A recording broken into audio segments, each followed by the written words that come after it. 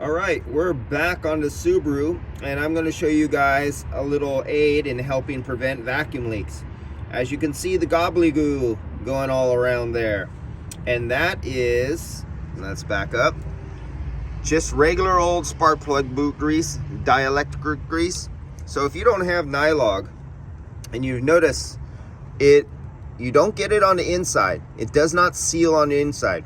Your O-ring seals right here on this piece, that smooth piece right there. That is where your O-ring seals, is right on that.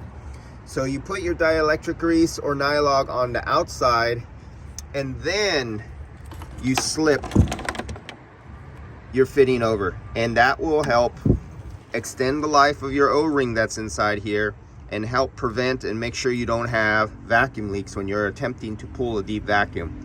So that was your, again, little tip. We're still on the Subaru that I did the O-rings from the previous 2 videos, or 3. And now I'm gonna go to the part of adding vacuum, but I had to give away that little tidbit because my subscribers and people all over the world have said, hey, we cannot get a hold of that Nylog that you get. Is there anything else we could use? And yes, excellent. You're not getting it on the inside, remember, you're just using it on the sealing surface. Spark plug boot grease, dielectric grease, same thing. Use it. See ya.